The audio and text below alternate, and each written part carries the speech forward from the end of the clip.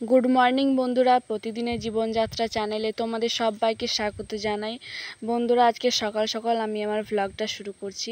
আর আজকের ভ্লগটা কিন্তু একদমই অন্যরকম, কেননা আজকে 15ই আগস্ট স্বাধীনতা দিবস উদযাপন। ভারতের বিভিন্ন প্রান্তে যেমন স্বাধীনতা দিবস উদযাপন করা হচ্ছে, আমাদের এখানেও অস্বাভাবিক কিছু নয়, সবই স্বাভাবিক। কিন্তু আজকে যেই বিষয়টা তোমাদের কাছে আমি শেয়ার করছি সেটা হচ্ছে মাতঙ্গিনী হাজরা। ঠিক এই স্তম্ভটা যে দেখতে পাচ্ছেন, এখানেই উনি শহীদ হয়েছিলেন, গুলি খেয়েছিলেন। তো এখানেই ওনার এই স্তম্ভটা স্থাপন করা হয়েছে। এর পাশে ওনার, তোমরা দেখতেই পাচ্ছ, একটা গেরুয়া কালারের স্ট্যাচু আছে, ওটাই ওনার স্ট্যাচু।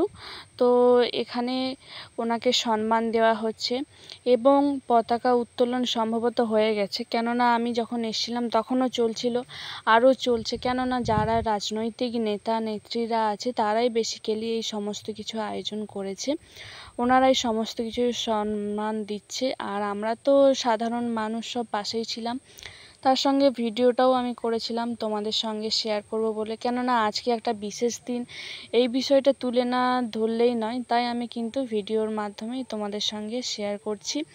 আর সত্যি কথা বলতে এইসব মানুষরা সাহস দেখিয়েছিল বলেই কিন্তু আজকে আমরা স্বাধীন। তো স্বাধীন অবশ্যই শুধু আরও অনেক মানুষের জন্য, কিন্তু সবথেকে তখনই আমরা ভালোভাবে স্বাধীন হব যদি আমরা আমাদের মানসিকতা চেঞ্জ করি।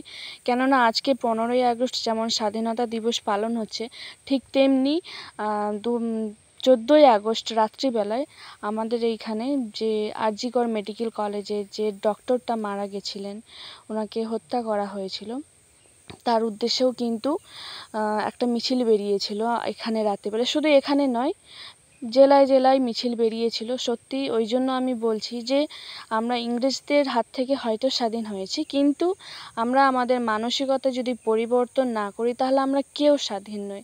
কেননা আমরা যেমন কথায় আছে যে ঘরশত্রু বিভীষণ, ঠিক তেমনি আমরাও যদি নিজেদেরকে পরিবর্তন করি তবে যেই দেশটা প্রকৃত অর্থে স্বাধীন হবে।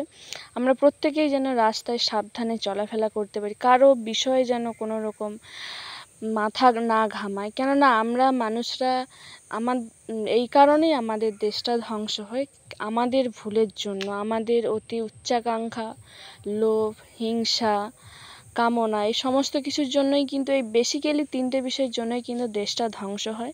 তো সমস্ত কিছুকে ত্যাগ করে আমরা স্বাধীন দেশে স্বাধীন নাগরিক হয়ে এবং স্বাধীন মানসিকতা নিয়ে যেন বাঁচতে পারি, এটাই আমার বলার কথা। তো এখানে পুলিশ যে আছে, আসলেই সামনে থানা আছে, সেই জন্য পুলিশও এসছে। আর একজন রাজনৈতিক নেতা, উনি মাতঙ্গিনী হাজরা স্ট্যাচুর পাশে দাঁড়িয়ে ছবি তুলছে। অনেক দল এসে একবার করে, বিভিন্ন যারা রাজনৈতিক নেতারা আছে ওরা দল করে করে আসছে, এসে পতাকা তো তোলা হয়েই গেছে, সম্মান দিয়ে তারপর চলে যাচ্ছে। তো এখানে উনি ছবিটা ভালো করেই তুলছে, এরপরে আরও যারা আছে তারা ছবি তুলবে। আর আমরা দূর থেকেই করছি, কেননা সামনে থেকে খুব একটা সম্ভব নয়, সামনে থেকে আরও অনেক লোক আছে, আর সাইড থেকেও তোমাদেরকে দেখাচ্ছি আমি। তো আজকে সত্যি দিনটা খুবই ভালো, কেননা এই কারণে, যেমন ভালো একটা দিন, ঠিক তেমনই যখন গানগুলো হয় তখন আমাদের গায়ে শ্রীহরণ জাগে, লোম খাড়া হয়ে যায়, একটা যেন উত্তেজনা সৃষ্টি হয় যখন আমরা জাতীয় সঙ্গীত থেকে শুরু করে স্বাধীনতার যে গানগুলো শুনি। সত্যিই খুব ভালো লাগে আমাদের। যেমন বলছি, বেসিক্যালি আমাদেরই, কেননা শুধু আমার নয়, আমাদের প্রত্যেকের ভারতীয়দের এটা কিন্তু একটা অনুভূতি, একটা আবেগ।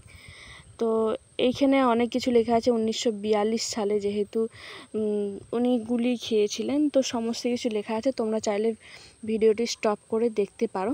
এরপর কিন্তু এই বাগানের ভেতরে কিন্তু আর একটা স্ট্যাচু আছে, এটা হচ্ছে ঋষি অরবিন্দর। এই স্ট্যাচুটা তোমাদেরকে আমি ভিডিওতে দেখাতে ভুলে গেছিলাম। তো ওনারও স্ট্যাচু এখানে আছে, ওনাকেও সম্মান দেওয়া হয়েছে। উনিও তো এই স্বাধীনতা সংগ্রামের সঙ্গে যুক্ত, তাই। আর দেখতেই পাচ্ছ এইখানের ভিডিও তোমাদেরকে এর আগেও আমি দেখিয়েছি, আর সামনেরটা তোমাদেরকে আমি খুব ভালো করে দেখিয়ে দেবো। এই যে রাস্তায় যেতে যেতে সোজা চলে গেলেই কিন্তু ওনার স্ট্যাচুটা আছে, মাতঙ্গিনী হাজরা। আসলে একটা পার্কের মধ্যেই এত কিছু আর এই তো সামনের দিকে যে পতাকার গাড়া আছে, সুন্দর করে সাজানো আছে সবই এখানে। এখন আমি ভেতরে ঢুকতে পারছি, কেননা এখন এখানে একটু ফাঁকা আছে, তাই নয়তো আগে প্রচুর ভিড় ছিল সেই জন্য। এই দেখো স্ট্যাচু আছে, আবার একটা পতাকা উত্তোলন হচ্ছে, আর তার পাশাপাশি এই দেখো মূর্তিটা আছে। তো বন্ধুরা, আজকের মতোই এখানে আমি আমার ব্লগটা শেষ করছি।